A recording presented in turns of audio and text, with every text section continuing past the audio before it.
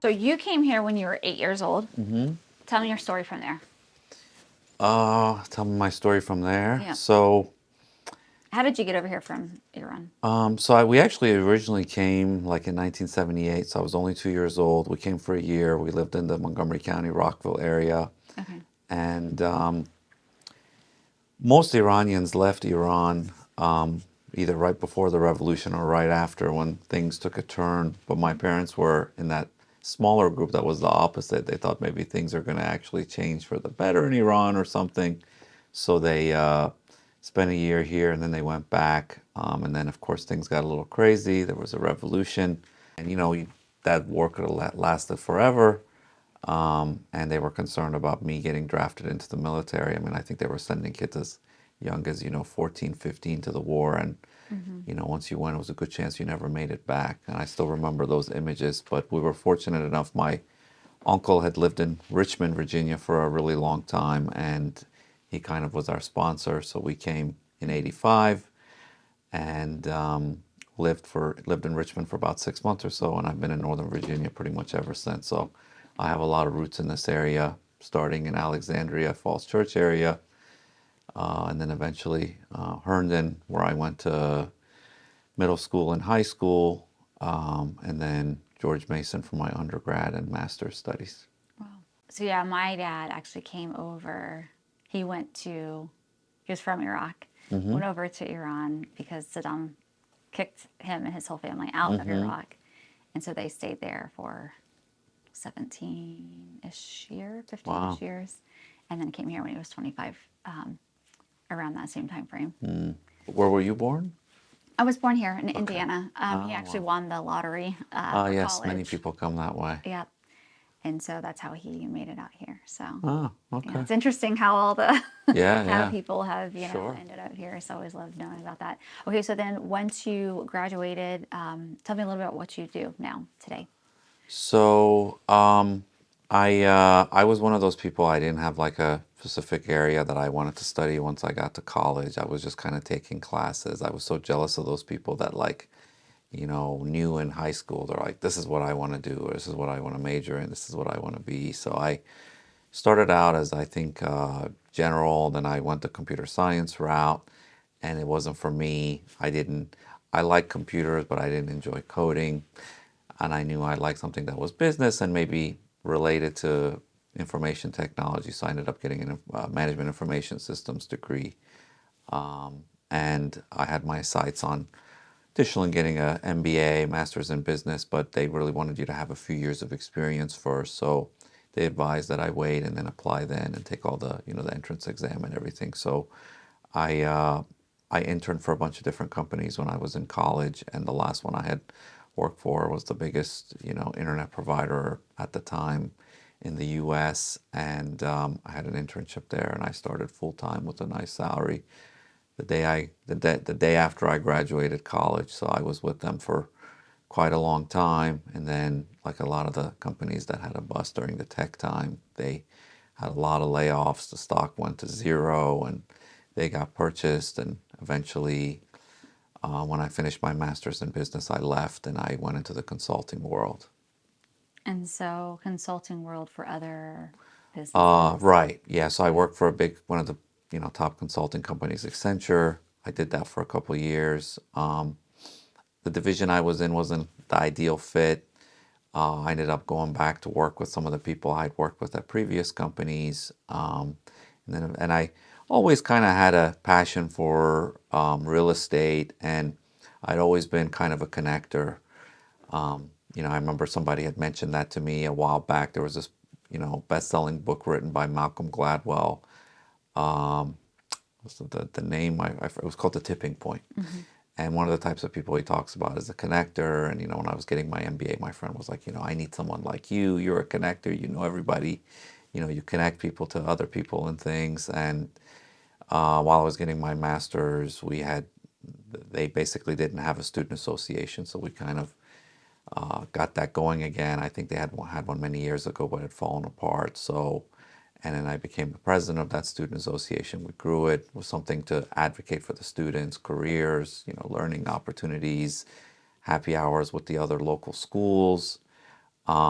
And then eventually, as I was working full time, I got my real estate license. I said, I've been connecting people for many years. Why not do something where it can be a career and monetize that? And then because I'd been here for so long, I knew all the schools, I knew all the roads, I knew all the neighborhoods. I had a, vast network. I had done previous to that for about 10 years. I'd been on a board of a local charity. I've just been kind of one of those people that had been pulled into many different things. But the nice thing was I had met so many people along the way, having done so many volunteer roles. Yeah. And so I'd kind of built up this vast network that I Nice could sphere tap of into. influence. Yes, exactly, a good sphere of influence. That's awesome. So, in terms of the difference between real estate and consulting and the software technology world, where are the connections there? So it definitely helps to be information technology savvy when you're in real estate. There's a lot of tech tools you can use. It's good to understand, how to use them. You're looking at data, trying to make use of that data. So I mean, I think if you have a background in technology, it's certainly a huge asset versus somebody that maybe doesn't have some of those tech skills, and being able to leverage all the different tech tools that are out there to be more efficient, stay in front of your customers, and when you're building a database and when you're trying to get your name out there, and you're using tools to make it easier for your customers. So definitely was helpful, and being able to have that consultative approach with people. Yeah, I can see the connections.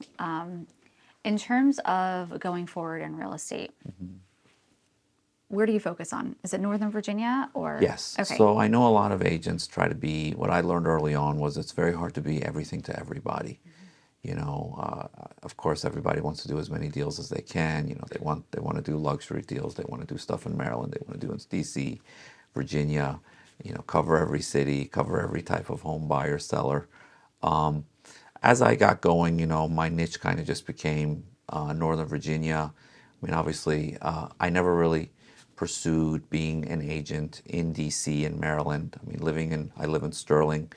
I remember working with another agent on some stuff in Maryland. I would get stuck on 495. I was like, was it worth coming all the way to Rockville to show a home and just to get stuck 2 hours going back home to my house? And DC, every neighborhood to neighborhood can be very different. So I figured, I would have partners for those areas. So I have partners that I trust, that I use if someone wants to do something in DC, if someone wants to do something in Maryland, and I focus generally on Virginia. And then my sweet spot within Virginia would be kind of the areas that I grew up in. So I grew up in Herndon, lived in Reston for 15 years after that, and I've been living in the Lowes Island community, part of Sterling, for the last 6 years. And my parents and my sisters individually both live in Ashburn. So those four cities, and along with Leesburg, where we are today, those are kind of the areas that I've focused on. That's wonderful. I do agree. A lot of agents try to be everything to everyone. So that's good that you kind of zeroed in on what it is that you want to specialize in, the type of clients you want to work with. Looking forward in terms of balance with personal and professional, how do you navigate that? Because I know as an agent, you're pretty much on call all the time. Yes. So that's a great question, and that's always something you're trying to balance out. And there's times where, I didn't have a good balance. It was maybe it was during my early time as an agent where I wasn't as fast on everything. Something would take me longer to do because I was still learning. And also during the pandemic, which was very busy for the real estate market, is having that work-life balance is absolutely something that can be a struggle, because especially if you have a family. I have two fairly young kids, and I remember when they were younger, there was times I would get frustrated because, they wanted to spend time with me, but I was always on the go. And, I would always be that guy that from 7 a.m. till about midnight, somebody needed something, I responded right away. I responded right away to emails, to text messages. If they needed me to go somewhere, I would get in the car and quickly go. If I was advertising, on a site like Zillow, when they call you, they're calling you because they want to tour a home that day or the next day. I mean, I remember just crazy things. I would be in the pool, and my watch would be on, or the phone would be right next to me, because if a call came in, you didn't want to miss it, because then it would go to somebody else. So I would just jump out of the pool, take the call so I wouldn't miss it. Or I'd be at a restaurant with my wife and kids, and a call would come in and I would interrupt dinner, quickly walk out to take the call.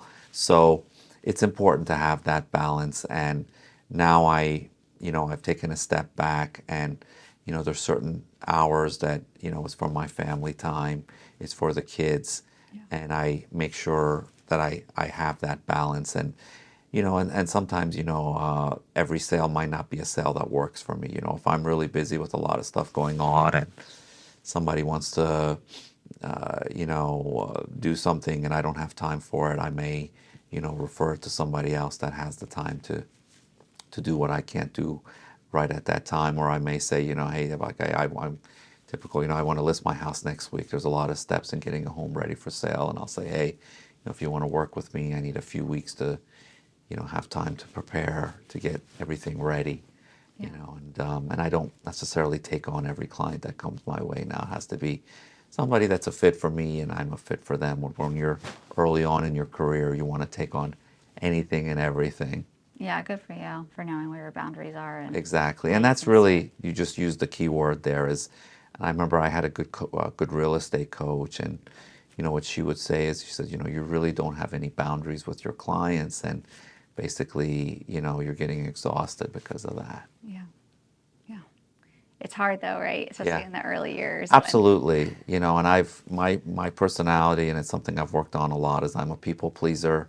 I want everybody to always be happy, and then you can just get exhausted in that process. Yeah. It sucks the energy out of you as you're trying to serve everyone. Yeah. How are you marketing? So how do I go about marketing? Great question. That's something that's always evolving for me. It's something you can spend, so much extra time on. You can always be doing more. You could always be doing more on your own. You could be doing more by spending money with these companies that are going to market for you, and it's finding that right balance.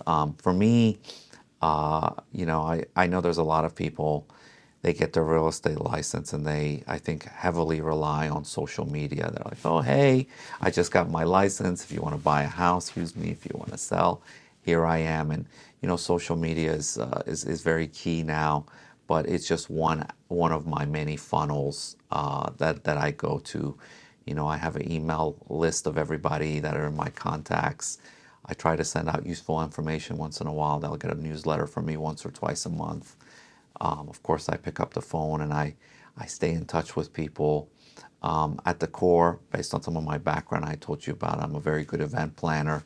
So a few times a year, I try to get people in various circles together. Maybe it's for a happy hour, maybe it's for some kind of special event at somewhere, restaurant or something. And then that's a way to just kind of connect with people in person. And then, there's always other tools as well. I've done in the last few years a lot of video work. You may have seen some of that. So I've done some of that myself. I've hired various local, companies to make, professional videos for me. I try to give people information about what's going on in the market, just general information for buyers and sellers, or maybe it's a tour of a luxury home. So, and then just because I'm involved with so many different organizations, it's just another touch point. I loved hearing funnels. You said I've got multiple funnels, so it's great that you're very involved in your marketing. Right. What's one of the coolest properties that you've sold or listed or helped your client buy? One of the coolest Is there one that stands out to you? Yeah. So, there's probably many, but the first one that stands out is a family that I was neighbors with. They wanted to sell their home, which they own where I used to live and rested many years. They were one of my neighbors. So I knew that neighborhood intimately well, and they wanted to buy something, and they initially wanted to live near where we live in Sterling, and maybe Ashburn was a backup.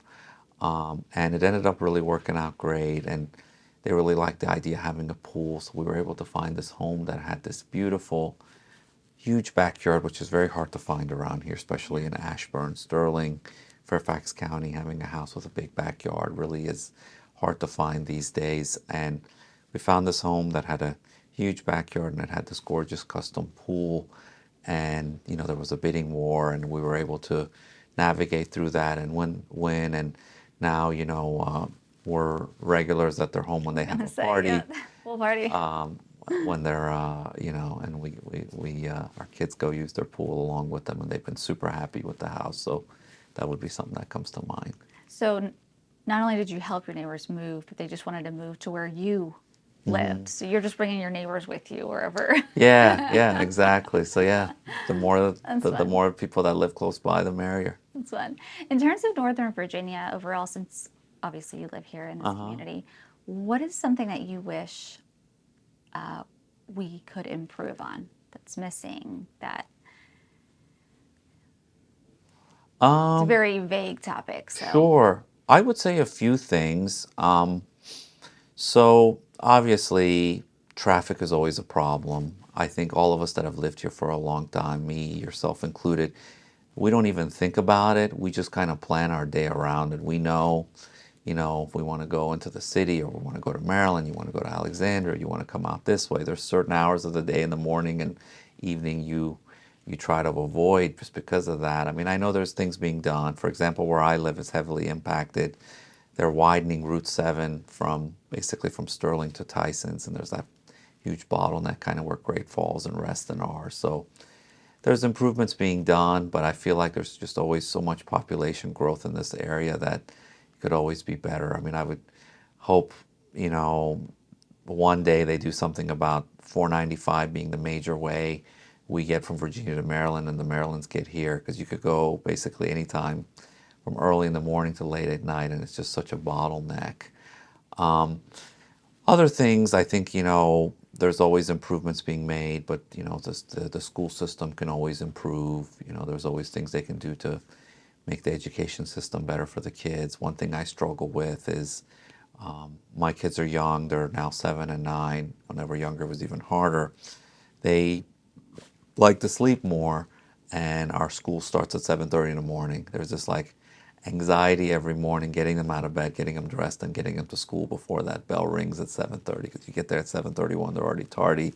And then once they get to a certain number of tardies, you get a letter from the principal that they need to get here earlier. And there's all these parents all trying to get to the school at the same time, and it's just madness. And then there could always be more nightlife around here. It's amazing to me how many people live in Northern Virginia, and I always hear from people they want to go somewhere at night, kick back, have a drink. Maybe they want to go somewhere where there's a DJ, or they want to go somewhere where there's a certain crowd. Maybe they're younger, maybe they're older.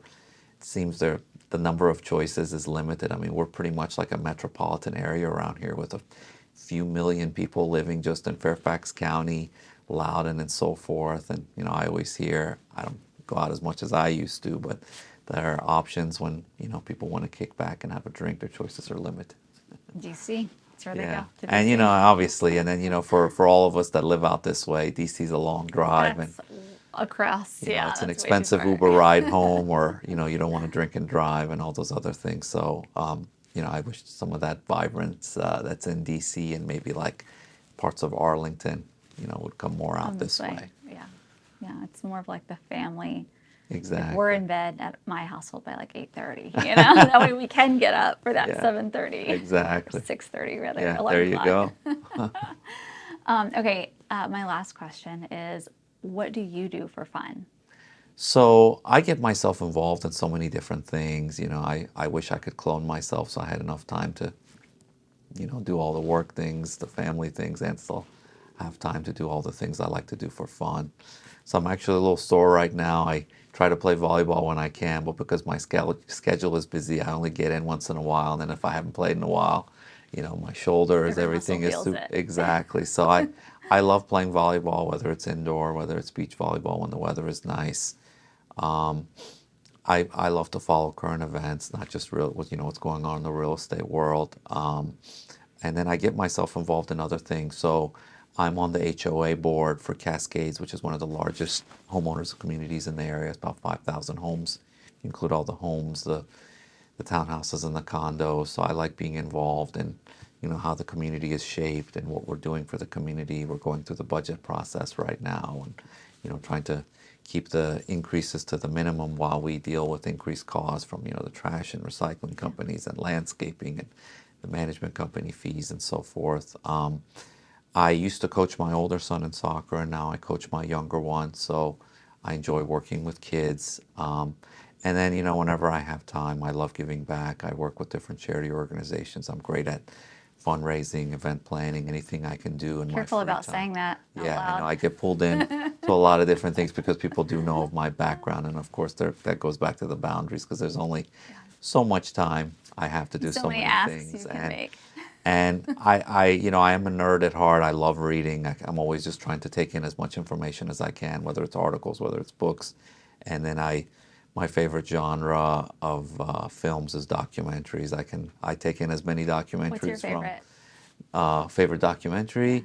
So ESPN has a series called 30 for 30 where they do sports documentaries. I think I've watched pretty much all of them. Okay. And then the latest documentary that I watched that I really liked was on David Beckham. Okay. I'm not a huge soccer fan. I watch more American football than I do soccer, but they just released one that's really interesting about him, his wife, and him growing up as a kid and becoming, a soccer star in Europe and then eventually coming here. Nice. So about people, about events that happened, I really, enjoy watching. I love real stuff where a lot of people like sci-fi, fantasy, horror. For me, something's a true story or based on a true story, that's my jam. That's me too. Yeah, that's the only type of stuff that I'll watch. I actually don't watch same. TV, but yeah, that's fun. Probably because, like you said, you're a nerd at heart, so Yeah. you just want to keep learning, no Yeah, matter how old exactly. you are. Yeah, and I'm nostalgic. I love watching something about, the 80s, when I was just a kid growing up, or the 90s or something, you're like, oh, I never knew that happened, or, because they just go so deep into a subject. Yeah. Yeah. Yeah, when you're like 8, 9, 12 years old, it feels like a completely, like even adults, I feel like at 8 years old, they felt like these like superheroes as a kid. And then you become an adult and you're like, oh, they're just like children, but in big bodies. Yeah. So it's interesting to go back Yeah, to the things 20, 30 absolutely. years ago and see it told in a way that you're like, huh.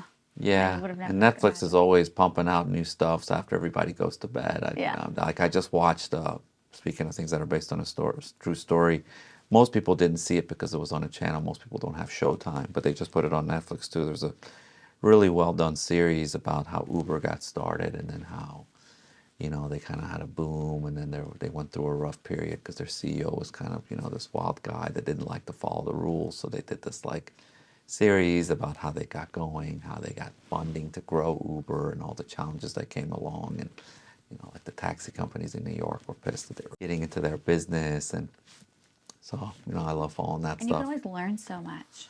You Yeah. have to learn from history. If you don't learn from history, what happens? Yeah, you just repeat the same That's mistakes. right. Yeah, and that was, that was my thing that got me through COVID, when we were all hunkered in at home. ESPN did this amazing series on Michael Jordan and the Bulls when they were winning all their championships, and then each network had like one great one. There was one about Elizabeth Holmes, which was the lady that started Theranos, and All based on like, all the crazy Yeah. things that they did to make people believe that with one drop of blood you could find everything about somebody. And then I, watched the one about Uber, and then I watched a really interesting one on Apple TV called We Crashed about the WeWork guys and all the wild things that they were doing to, grow WeWork at this crazy rapid pace. And then, everything kind of started crashing after that. under them, yeah. Yeah, you can learn a lot when you Oh, study yeah, stuff, yeah. but most people, we're so busy and Yeah, well, entertained when with people have other a few things. extra minutes, they either want to laugh or they want something maybe that just scares the heck out of them. Yeah. It's a little. So, before we wrap it up, any last tips or advice to somebody who's watching this about life, about business, about anything? I would say, definitely follow whatever you're passionate about and, and be willing to work hard at it. I remember, when I got my real estate license, and this was, about 10 years ago or so, people were like, oh, why do you want to do that? There's already so many people doing that. Or, and then there was definitely in the first few years, I just wanted to quit. I was like, this isn't going how I expected it to go. And then, specifically anybody that has a small business, you're a small business owner, and I'm sure you can completely relate, and I had to really learn this the hard way, was you have to always earn people's business, and there was a lot of time where I would get really, really upset with friends, upset with other connections, other business owners, because I had done so much for all these people. Anybody that basically I've known that has a small business, I've done everything I can to help them grow their business, help market their business, send customers to their business. I'm that guy that, it's 11 o'clock at night, you're stuck, on the road, I'll get in my car and come help you. And I just figured once, that naturally everybody would want to come help my business, and it just didn't work that way. You know, you have to remember that whatever field you're in, there's a lot of other people in that field, and they may not necessarily come to you. And you have to remember that just because you're doing something that they may need, they may not use you. You have to show them that. You have to show your value. You have to earn that business. That business is not just given. That you have to go out and earn it. So that would be a tip I have for others from, what I learned. And then the other thing, which I said earlier, is not every person is somebody you may want to definitely work with. You should be working on maximizing your time the best you can, and not everybody's going to be a good fit for you, or you being a good fit for them, and not necessarily, trying to make everything work. Sometimes it's just not meant to be. Perfect advice. Thank you so much for being on the Alamon Show and being a guest today. Sure.